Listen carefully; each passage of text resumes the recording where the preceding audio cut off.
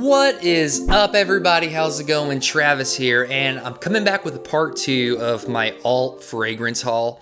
So in the first video, I talked about 5 fragrances that, you'd probably want to skip from alt in my opinion, but there were a few gems, okay? And I wanted to talk about 5 fragrances that I actually liked and I think would be worth it adding to your collection. Now, when we talk about dupe houses, clone houses, things like alt, I think alt is really cool. Like, the concept is cool because, for somebody starting out in fragrances, they don't want to spend $300 to smell that designer fragrance, but they're seeing somebody talk about it on a list. And, for education, for fragrance education, scent education, I just think people should have access to smelling these DNAs, these styles. And yeah, you can get a decant of the original, that's completely fine. But still, at the end of the day, in this economy, we really want to make sure that we're stretching our dollars. And for that reason, I'm making a video like this, okay?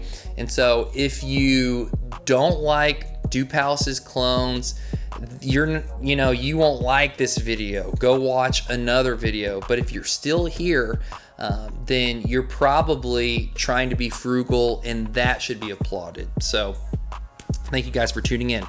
Now, we talked about 5 that didn't really like. Now let's talk about 5 that I like and why I think they're cool. So the first one that I want to talk about is this Pristine, okay? So Pristine is Baccarat Rouge 540 and Aventus combined. And Baccarat Rouge 540 is an interesting one for me because I actually go nose blind to it, like, super hard. It's kind of hard for me to smell it. So this one is interesting because I like it. It's fresh. It kind of reminds me of Scent of Peace, just in the fact that it has like a little more of a wateriness than, Aventus. You know what I mean? Aventus is kind of sporty to me. I mean, the first time I smelled it, it kind of gave me, and this is like going back into the archives, like my scent memory, but it kind of had like a lemon lime, Gatorade, sporty sort of vibe to it. And, since I've smelled Aventus, there's more vanilla and nuances and stuff that I notice, the ambergris and all that stuff, right? There's more depth to it. But that initial punch that I got from it with those citruses, I never smelled something like that before. So, when I smell Pristine, it kind of has a little bit less of that citrus punch from the beginning, and it's a little more smooth, okay? So for that reason, it's grown on me. I kind of think it's cool, and I don't mind owning this, and I wouldn't mind owning a bottle. I think it's, kind of cool. Does it wow me? Not necessarily, but there's nothing I dislike about it. So it's one that's worth trying. The next one I want to talk about is Truffle. And Truffle is based on a Tom Ford fragrance. And the name's escaping me right now, you guys. I'm going to just be honest, but I'm going to put it in. I'm going to put it in and you guys can see the name. But this fragrance is based on a Tom Ford. And this Truffle, what sticks out to me is it has like a berries and dark chocolate kind of vibe, And while that might sound a little feminine, it has a little bit of oud in there, and it kind of comes across still masculine. I let one of my, female friends smell it, and she said, "Hey, this smells like very sexy, but I couldn't see a girl wearing it. I could see a guy wearing it." And it's a little confusing because you're like, man, it has like the berries and the chocolate. To me, this Truffle, it smells sexy, But that being said, it's something I would totally wear as a guy. So Truffle, it's a little risky, but I really like it. And the people that I've asked, like, I let them smell all these fragrances, and it's usually in like the top 3 or 4. Truffle, very interesting. The next one I wanted to talk about is this Tender Fluency, okay? And this is based on an MFK fragrance, which is Gentle Fluidity Silver. Okay, and this one, it's a unisex fragrance. It smells clean, fresh, with a little bit of floral to it as well. And so that being said, this one, if you're not kind of in it, you know, I mean, as a guy, like for this, it doesn't smell uber masculine, and it's not supposed to. It's a unisex fragrance, but it smells very fresh. And for that reason, I really like this DNA. I mean, it comes across expensive. It kind of draws you in, you know, in that way. And so this tender fluency, like, it's totally one I would buy. And actually smelling this, it makes me want to own the original MFK one, because if I like this so much, you know, like, wow, like what would the original one be like?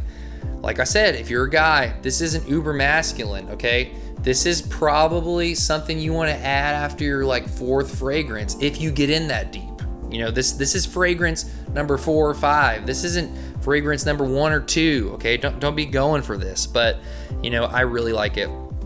The next one that's kind of interesting is this Crystal Smash, okay? And this one is based on Baccarat Rouge 540 as well as Lost Cherry, okay?